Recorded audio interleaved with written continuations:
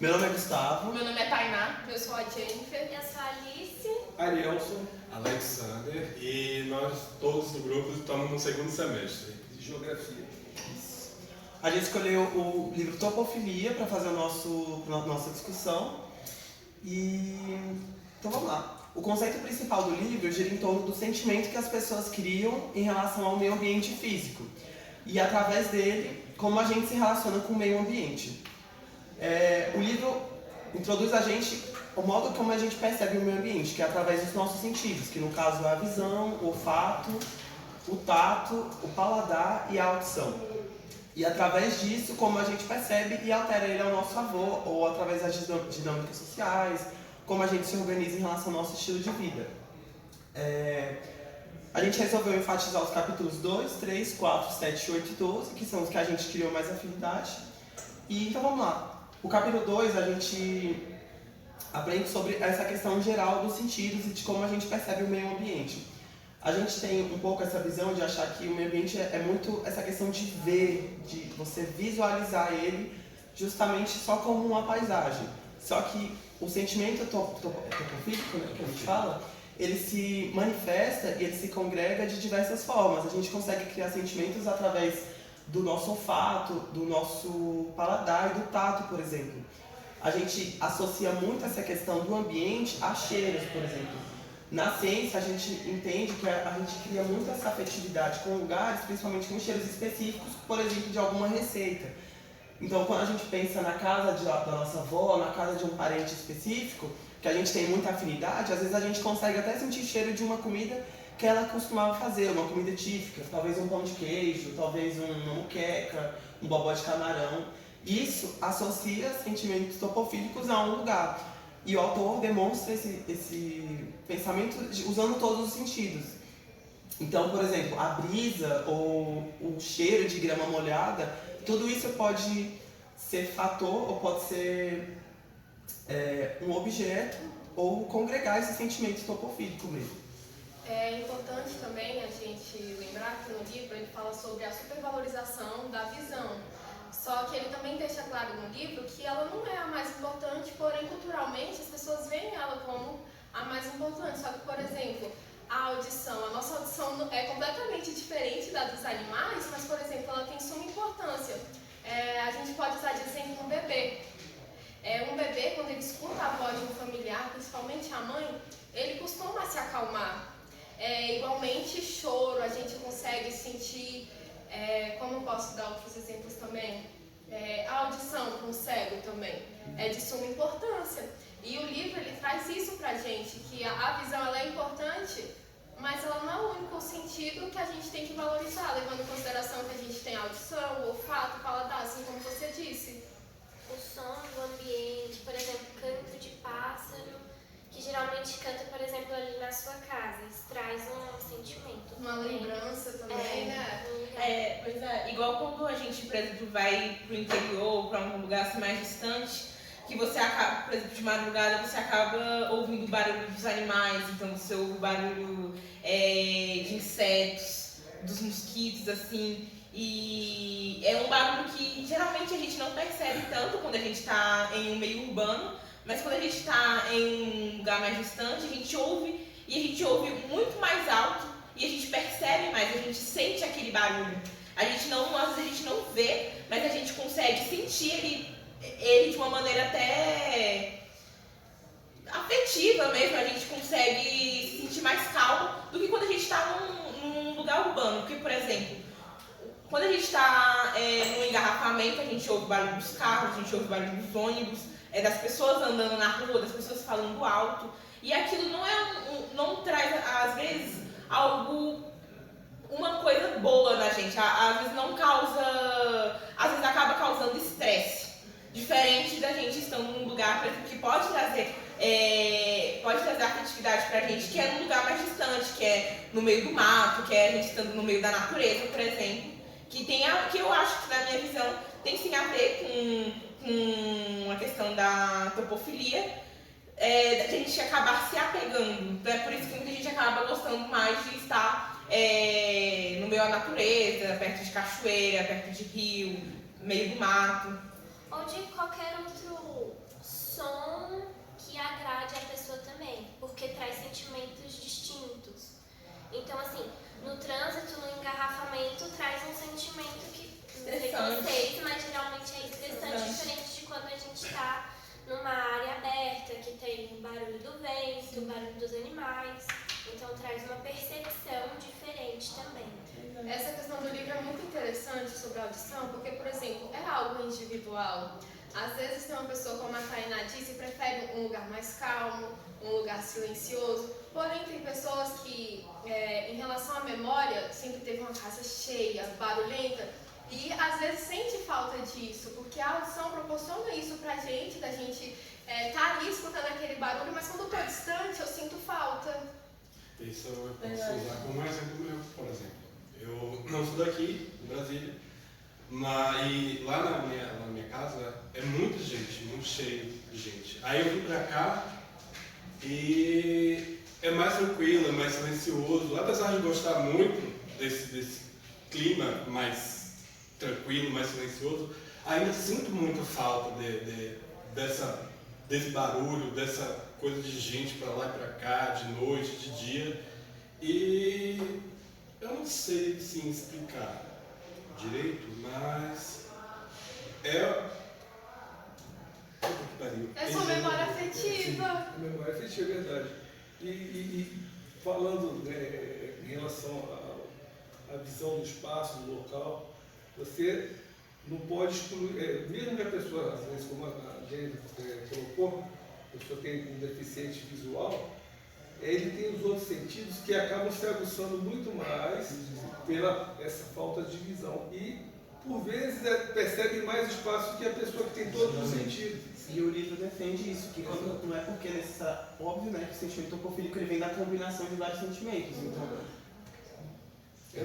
como o Alexander falou, ele sente saudade da casa dele, né? Isso tem a ver com o sentido do tato, que vem relacionado à estrutura do lugar, da audição, que está relacionado aos barulhos, né? O que definia, o que caracterizava o lugar também. E é justamente isso, você tem uma combinação de sentimentos que geram, uma combinação de sentidos que geram esse sentimento. De pertencimento a um lugar. E é igual, exatamente como o Arielson falou, não é porque alguém não tem a visão, que é visto como o principal sentido por diversas culturas, que uma pessoa não tem esse sentimento, porque o que ela não tem na visão, ela compensa desenvolvendo outros sentidos, né?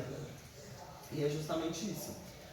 E como eu falei também, a questão dependendo do conceito em que a pessoa se encontra, isso muda a percepção dela. E pode ser o ambiente que ela vive ou o ambiente que ela se encontra. Por exemplo, ninguém gosta de passar ali na rodoviária, mas isso é uma realidade da pessoa. Isso molda a percepção e o sentimento dela. Sim. Que ela tem com o lugar. Sim, acontece. Eu, quando era moleque, eu adorava passar lá para comer meu pastel. Mas você não passa, você não passava lá para pegar em outro. Não. Sim. Aí é um sentimento diferente, exatamente. Mas assim, eu relacionava, eu tinha um sentimento afetivo com a rodoviária que era interessante para mim. Eu gostava daquele momento ali. Tem gente que fala assim, vou dar a volta porque eu não quero nem ver. Eu tenho muito isso. Eu não gosto. Eu passo pela rodoviária todos os dias, porque eu tenho que pegar o 110 lá, mas eu não gosto de passar por aquele lugar. É um lugar que, às vezes dependendo da hora ainda é ok, é tranquilo. Mas tem algumas horas do dia que ele é extremamente estressante. Você passa por lá por 3 minutos e você fica louco. Porque aquele lugar E assim, eu sei que é um lugar que ele passa todos os tipos de pessoa que você vai ver em Brasília, mas você não se sente bem naquele ambiente. Claro, pode ter pessoas que se sintam bem justamente porque isso que o Ariel está falando. Tem até a memória do pastel, igual tem a pastelaria Visconti, né? Viçosa. Eu nunca comi lá, e eu não tenho isso. Mas, por exemplo, o Arielson tem. Pois é, o Arielson tem, outras pessoas que eu conheço também tem. Mas é muito doido isso. Eu, por exemplo, na parte aqui de Brasília, eu tenho uma memória afetiva, esse relacionamento topofílico muito com a torre. Porque eu acho que eu sempre gostei de lá, eu acho que é um lugar extremamente bonito, lindo, tem determinadas épocas do ano que você consegue ver as florzinhas assim no chão, do lado de cima, e a fonte. Eu acho que lá me causa essa sensação boa. Sim. E lá eu tenho esse sentimento, é um lugar que eu gosto de pertencer, que eu gosto de ir lá, sabe? E quando a gente puxa para essa questão do terceiro capítulo, que é justamente o simbolismo das formas, das cores, da arquitetura principalmente, a gente consegue entender isso um pouco melhor. Então, quando a gente trata da rodoviária, a gente vê que é um lugar que tem uma arquitetura um pouco mais brutalista, são formas muito bem delimitadas, são quadrados, são cores mais cinzentas. Quem foi sabe lá que não é um lugar muito colorido, é um lugar Bem, Eu acho bem feio, na bem verdade. apagado, é bem um lugar feio, apagado, feio. monocromático. Já foi melhor. Já foi. É exatamente. largado. É largado. E é justamente essa ideia que o texto traz sobre esse simbolismo, das cores e das formas. Então, quando a gente frequenta lugares que tem cores apagadas, um lugar que é mal cuidado, tem uma estética feia, aquilo vai condicionar a gente a ter certos sentimentos, a condicionar a gente a se sentir de certa forma. Então, por exemplo, o jeito que você se sente na rodoviária é muito diferente do jeito que você se sente num parque arborizado. No parque arborizado você tem cores vivas que são cientificamente comprovadas, que nos induzem a se sentir felizes, nos induzem a ter sentimentos alegres, enfim, que induz a gente ter uma percepção diferente do ambiente, o que é diferente da rodoviária, que é horrível, né? Não tem nem como. Mas isso é muito interessante quando a gente liga a questão dos sentidos. Não importa se é uma memória ruim ou boa, a gente cria uma memória, a gente cria um laço, mesmo que seja ruim. Por exemplo, eu não gosto de ir na rodoviária, eu odeio na rodoviária, eu já apanhei na rodoviária. Ah, não, vai mandar isso pra gente. Depois de um mendigo. Eu acho que foi. Gente, Meu Deus, aí o vídeo. da mesma forma que nós conseguimos criar boas memórias em lugares diferentes, como você falou, a rodoviária pode trazer uma boa lembrança ou uma lembrança ruim. Eu, por exemplo, indo pegar o ônibus, eu caçando a fila que eu deveria pegar, eu levei um tapão. E não sei do nada. Hoje em dia, Já foi assediada na é um rodoviária lugar que eu não também. frequento. Eu evito ao máximo ir na rodoviária. Por quê? Porque eu criei uma memória ruim. E também não gosto, convenhamos. Ninguém gosta de lá, gente, vamos ser sinceros. Só a Ariela que gosta do papel. Mas é interessante que o livro faz isso. Que pode ser bom, legal pra você, não vai ser pra mim. É porque é igual o que ele defende. O capítulo 3, no caso, que eu falo, é um agente que pode ser condicionante, não determinante. É igual a Arielson falou, eu mesmo odeio aquele lugar. Eu acho que é um lugar... Fazendo uma ressalva. Eu reporto na época de adolescente, tá, gente? Não, a gente entendeu. Tem aquela questão também de que a gente tem a tendência a lembrar das memórias de um jeito muito melhor do que elas foram. Às vezes a real. gente, principalmente quando a gente é mais novo. Né? Foi até o exemplo que o professor deu. Você, por exemplo, quando era menino, brincava em determinado espaço, aí quando você foi adulto visitar, você viu que era tão menor do que na sua mente você projetava. Sim. Era muito legal isso. Quando a gente é criança, a gente experimenta o espaço de uma forma muito diferente. O livro fala isso, eu não me recordo do capítulo.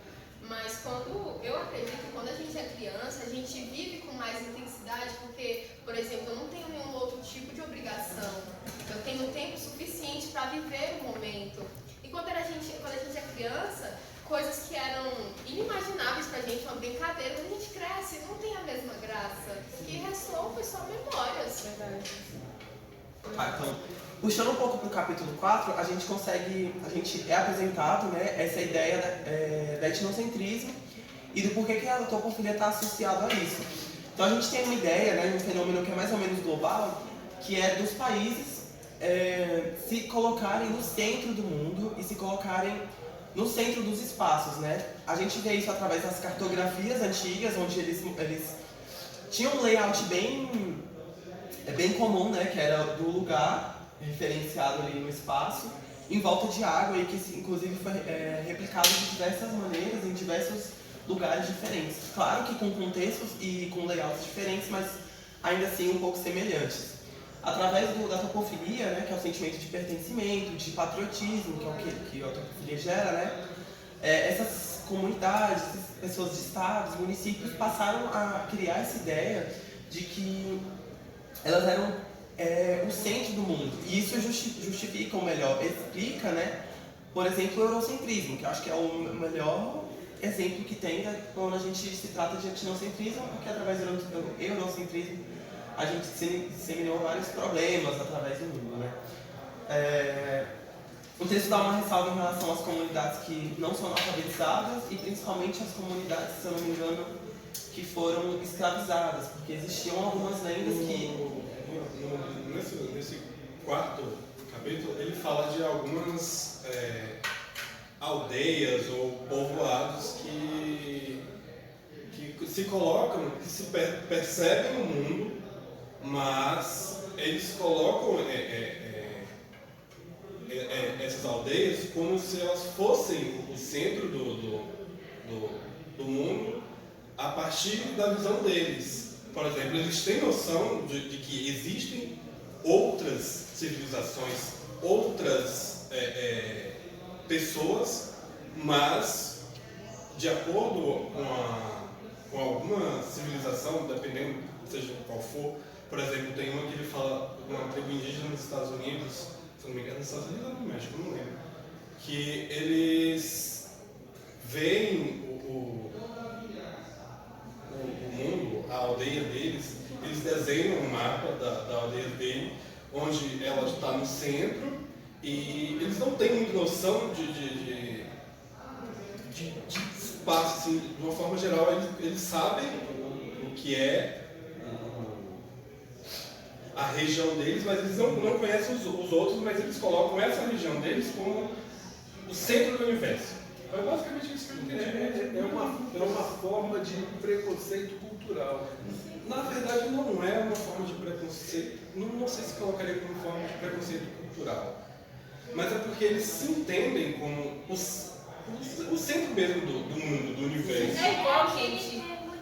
Pode ser que os pensamentos também. É igual, por exemplo, os Estados Unidos. Ele é um exemplo disso, porque quando você assiste os filmes, você ouve as músicas, você assiste as séries, você vê que eles sempre se colocam ali como principal. Tanto que a gente sabe que, por exemplo, uma pessoa brasileira se muda pra lá, ela não vai ter nunca as mesmas chances que uma pessoa que nasceu lá, uma pessoa nativa. Então, tem muito isso. Eu, por exemplo, vi isso em The Boys. É uma série de super-herói, mas que tem muito contexto político. E você percebe isso na série, que os Estados Unidos e que a figura do personagem principal, que se chama Capitão Pátria, justamente o nome dele, já coloca os Estados Unidos no topo do mundo. Então, eles estão ali preocupados em colocar o país sempre como a arma principal. O super-herói que carrega a bandeira dos Estados Unidos nas costas e que ele é uma pessoa mais poderosa do mundo. E é justamente isso, uma crítica ao próprio país, que se coloca assim. Então, se você vai ver, eles sempre se super valorizam e acaba tendo justamente isso que o Gustavo está falando e que o Alexander também, de se colocarem no centro do mundo.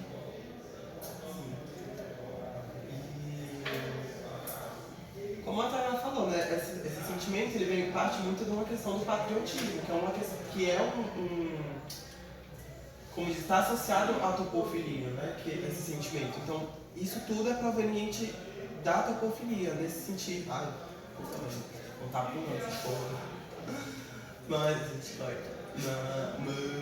Você pode falar uma coisa que a Tainá falou e recomeça. Sim, e aí esse sentimento ele vem dessa questão da topofilia, que gera um patriotismo, um sentimento de superioridade. Só que assim, em algumas comunidades, como o Alexandre falou, indígenas, às vezes eles não têm nem noção que existem pessoas afora o mundo deles. Então a definição que eles têm não é uma definição egocêntrica, é uma definição que é de acordo com as coisas que eles têm, que eles sabem, que eles conhecem, com as lendas, com a cultura que é proveniente daquele povo. Então, por exemplo, isso. Preservar a cultura, o que eles pensam, os hábitos. E, por exemplo, tem uma determinada comunidade que o livro conta, né, que determina, por exemplo, que na parte horizontalmente, né, tem um lago e na parte de baixo do lago ele define como as partes que são boas, né, que seriam, no caso para eles, como áreas que pra gente seria o céu e acima do lago seria, se não me engano, o inferno. É uma alegoria. É o contrário. Quem está acima é considerado superior e que está abaixo, mais próximos dos rios, e inferiores. Eu não sei se foi bem esse o Não é termo. inferior, é tipo assim, o lago, para baixo do lago é considerado inferior, o inferno, nesse caso que eles usam, e acima do lago, mais as montanhas, é o equivalente ao céu, basicamente. São coisas boas, provenientes de coisas boas. Justamente por essa questão de centralidade, porque não faz sentido se a gente for olhar bem. Quem está próximo do lago, eu acho que é melhor em várias questões, né? Por exemplo, não sei.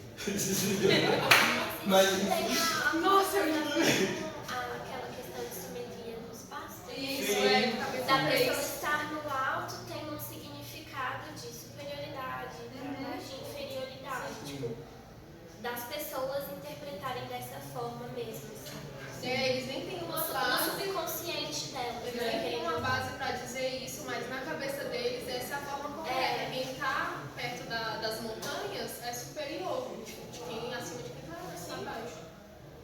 Isso. Aí eu vou falar também do capítulo 6, um exemplo de rotina. Eu acho que assim, aqui no DF, as cidades satélites, todas elas têm as peculiaridades dela, por mais que estejam todas dentro do Distrito Federal, tem as diferenças de hábitos e de estrutura também, né, legal de cada cidade satélite. E eu queria falar também sobre o Sudoeste e aquela questão que eu estava falando antes com vocês, deles terem feito várias petições, e muitas das petições que eles fazem, por exemplo, a das escolas públicas que eles fizeram um tempo para não ter, justamente para não atrair pessoas de outras RAs para lá. Não sei porquê, mas na verdade eu imagino que seja essa ilusão de superioridade para preservar ali e garantir que só eles vão frequentar o espaço deles. Preservação do espaço. Para que outras pessoas. Isso, para que outras pessoas de outras RAs não frequentem. Acho que também para não entrar outras opiniões, outros hábitos lá, e enfim, não se misturar com os deles, por exemplo. Sim, e também, a gente estava conversando antes, também pela questão do meio ambiente, né? Por eles também sempre quererem preservar, igual você estava falando, de eles fazerem petição, às vezes, para não cortar uma árvore, ou para preservar a parte verde da cidade.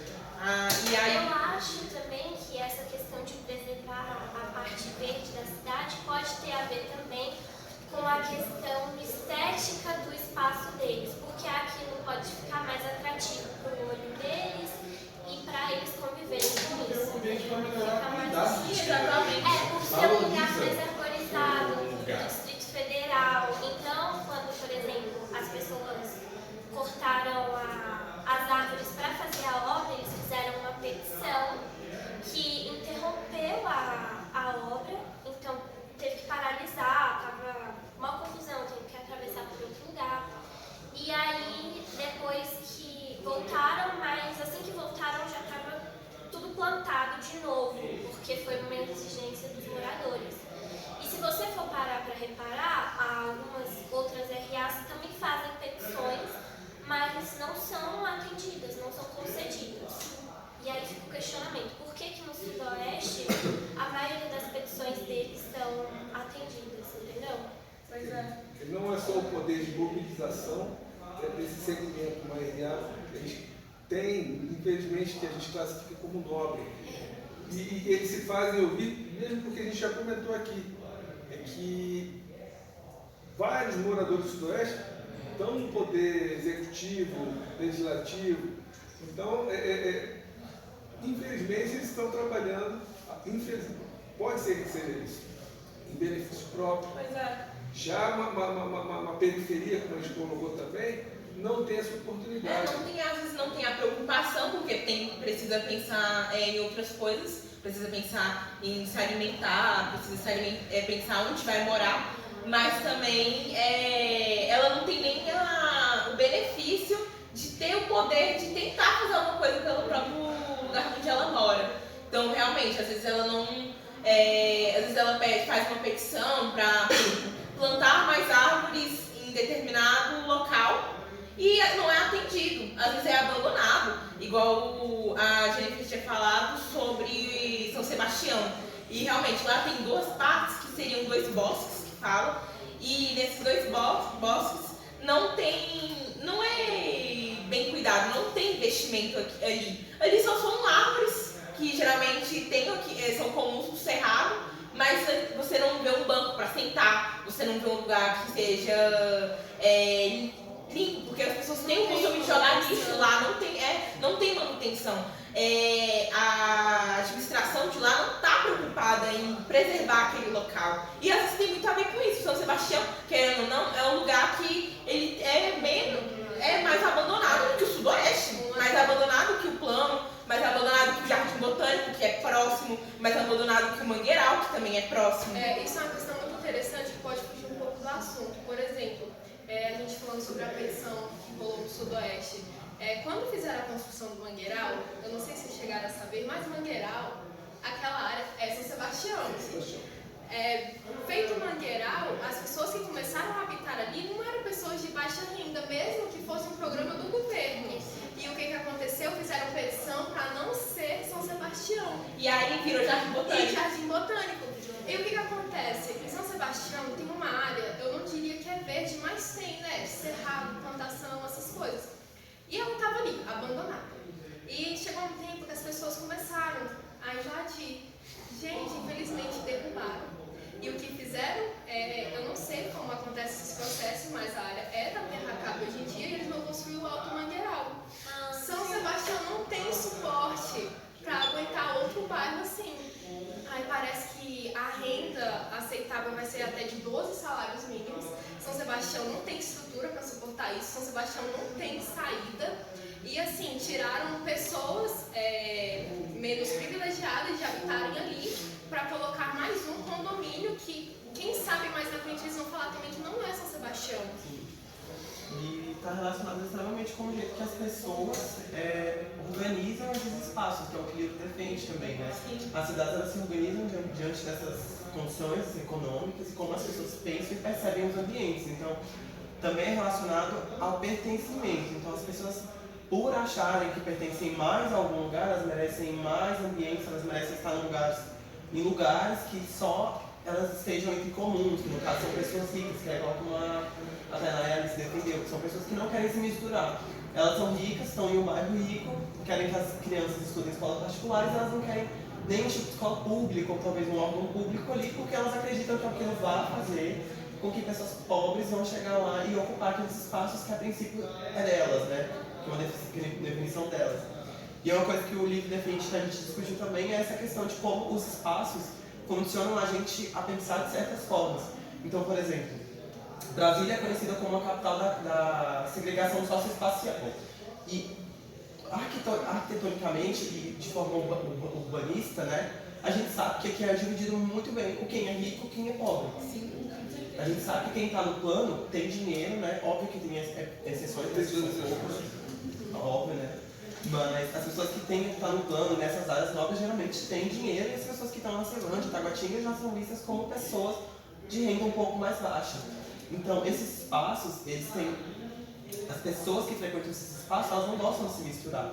Como a gente discutiu até fora de câmera mesmo, acontece muito de criarem petições, né? Como as meninas comentaram, em que as pessoas não querem que esses espaços que construam escolas, que existem festas ou existem eventos abertos para públicos de todas as pessoas, de todas as áreas, justamente porque as pessoas que estão nesses pontos altos, no contexto econômico, né, elas não querem se misturar. E é isso como o espaço, de forma arquitetônica e urbanística, condiciona as pessoas a pensar e reforça as pessoas a pensar e querer se segregar, querer se dividir nesses sentimentos de patriotismo, né, mesmo que seja não necessariamente de um país, mas de uma certa área. Então, quem é de Águas Claras, gosta de falar que é de Águas Claras. Quem é do plano, do Lago Sul, gosta de falar que é do Lago Sul e gosta de dizer que pertence àquele lugar. Elas vão bater no peito e falar que moram naquele lugar, que é uma área que é conhecida por ser rica, né? E é engraçado você citar Águas Claras, me lembrou de um exemplo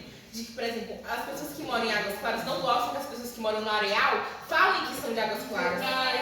Tem um preconceito. E o que eu ia comentar também é que, por exemplo, eu não sei se vocês sabem, mas o Parque Sul é o Guará. E o Guará não é um bairro assim, uma RA pobre. É uma RA classe média, bem classe média, muito boa. Só que tem pouca diferença e mesmo assim eles não querem que sejam que a área seja Guará. Então eles já estão providenciando para nem ser mais Guará e ser só o Parque Sul. Pois é igual lá entre Planaltina e Sobradinho tem um bairro chamado Nova Petrópolis. E lá é um bairro extremamente periférico. Pra você ter ideia, lá não tem nem asfalto. Passa um ônibus só no lugar. E assim, ele é muito abandonado. Quando esse bairro surgiu, ele surgiu porque as pessoas invadiam lá. Então, acabou ocorrendo que esse lugar ficou assim no meio. As pessoas não sabiam se ele era de Planaltina ou se ele era de Sobradinho.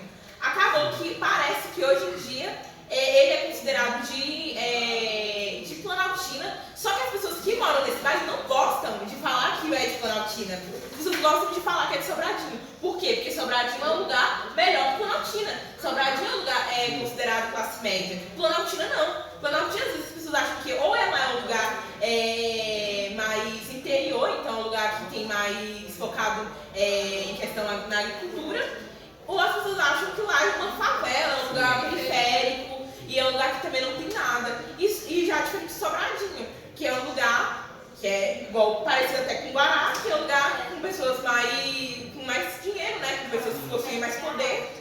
E tem isso. E aí esse bairro fica assim no meio. Ele não tem privilégios que nem as pessoas têm de Sobradinho. Ele também tem menos privilégios que as pessoas que moram em Planaltina, mas ele prefere, as pessoas de lá preferem se ter o apego afetivo com Sobradinho. E eu acho isso muito engraçado. E puxando um pouco para o capítulo 7, que fala sobre essa questão de como a gente percebe o mundo, a gente entende também como as pessoas percebem o mundo a partir dos lugares, a partir das regiões administrativas, por exemplo. Uma discussão que a gente teve em relação a como a gente lida com o meio ambiente e quais acessos a gente tem dependendo de onde a gente mora.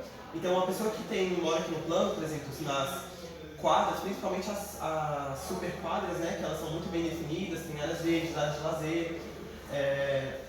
A gente entende que essas pessoas que moram nessas áreas, elas têm uma percepção e um sentimento corpofílico muito diferente de quem mora em áreas que não tem, como, por exemplo, Ceilândia, Taguatinga, onde tem muitas áreas que são bem negligenciadas.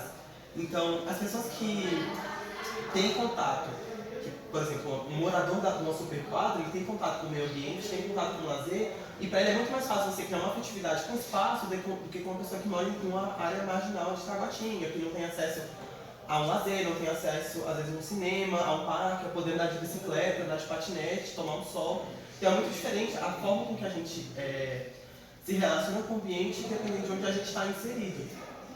E como a Tainá falou mesmo, né, esses lugares eles têm diferentes acessos, são privilégios totalmente diferentes, né? A gente pode observar também o metrô. O metrô não passa em toda a RA aqui de Brasília, o que é uma desvantagem, né, para os moradores. Mas aqui no plano ela passa, tipo, na Asa Sul, passa todinha, por conta que é o lugar que as pessoas que vêm de outras RAs param para trabalhar. E, por exemplo, parece que eu estou de marcação com o Sudoeste não tem. E provavelmente, se tiver um projeto, eles também não vão querer. Eu também acho. Em relação ao Sudoeste, eu acho que lá seria um lugar que eles não iriam querer. E justamente por isso, porque, querendo ou não, não é um lugar de rápido acesso. Por exemplo, eu sei que nem todos os lugares têm ônibus direto para lá. Onde eu moro, em Planaltina, tem um ônibus que passa às 6 horas da manhã em ponto, que ele vai pro Sudoeste, mas só. E às vezes só um ônibus. E é muito cheio. O engraçado é que esses ônibus, principalmente em horários de pico, são justamente para atender a população que vai trabalhar. Exato. Que são as únicas que eles costumam aceitar porque precisa. Uma pessoa que mora no Sudoeste nunca vai ter uma pegada doméstica de uma pessoa que mora no Sudoeste. Entendeu? E é tipo, o engraçado é que vindo desse sentimento de patriotismo, dessas pessoas que moram em áreas nobres, elas têm preconceito com pessoas pobres, só que elas não têm o entendimento que quem faz funcionar a cidade que ela mora não são as pessoas ricas não trabalham nas Na áreas verdade, ricas. eu acho que elas têm sim o entendimento de que Elas essas querem pessoas- explorar às vezes. essas pessoas que fazem a cidade funcionar. Mas o fato de você estar ali, digamos que impondo um controle social, econômico sobre essas pessoas, elas tornam-se superior. E justamente Mas- por isso essas pessoas são a favor da escala 6 Porque por 1. elas não querem que elas tenham o pensamento e da autonomia de reconhecer que elas são importantes para a economia da cidade. Então, agora que as pessoas começaram a querer que não tenham a escala 6 por 1, outras pessoas, por exemplo, os patrões, os contratantes, estão criticando, estão vindo criticar os empresários, porque eles não querem que elas tenham o pensamento e a autonomia de que elas são realmente muito importantes e que merecem melhores direitos trabalhistas. E desfavorecem eles. Um exemplo simples, parece bobagem, mas olha só. Morador do Sudoeste, até não sei se hoje em dia é assim, até um dia desse, a conta de luz vinha lá, o endereço do morador do Sudoeste, bairro Cruzeiro. Gerava uma insatisfação muito grande. Nossa, você deu um ótimo exemplo. No morador Eles do não gostam de Sudoeste. ser Mas, falados com o pessoal por do quê? Cruzeiro. O Cruzeiro é considerado um bairro menos nobre que o Sudoeste. E Pelo tipo menos assim, Sudoeste é uma rua que você atravessa a faixa Cruzeiro. exatamente. É muito engraçado. Entra a questão do etnocentrismo. Eles realmente se acham superiores a qualquer outros bairros próximos, por exemplo. Só que eles não vão falar que eles são superiores a quem mora no Lago Sul, por exemplo. É o mesmo do Porque pessoal hoje, do socialmente, não se pode falar. Nossa, realmente, se uma pessoa que mora no Sudoeste fala que ela é superior a uma pessoa que mora no Lago Sul, a pessoa teria que cair na real. E assim, já é igual, por exemplo, tipo, eu acho que uma pessoa que mora no Sudoeste, ela não poderia nem falar que ela é, por exemplo, superior a uma pessoa que mora na Asa Norte. Porque eu acho que quando você ainda mora no centro do plano piloto, eu acho que querendo ou não, você está no centro de tudo mesmo. Você está no lugar que tem mais transporte público de qualidade, você tem lugar que o trânsito funciona, querendo ou não, funciona. Você está no lugar que tem acesso à diversão, a bares, a cultura, a lazer. O pessoal do Sudoeste é um lugar mais isolado. É igual, por exemplo, os condomínios, eles surgiram justamente por isso. Porque as pessoas queriam morar mais longe de onde todo mundo estava. Queria ter esse privilégio de estar mais distante. Hoje em dia, condomínio ele é mais acessível. Existe condomínio de pessoas com uma classe mais baixa, existe condomínio de pessoas com uma classe mais alta. Mas ainda tem essa ideia das pessoas de classe mais alta quererem estar distante, quererem morar longe das de classe baixa.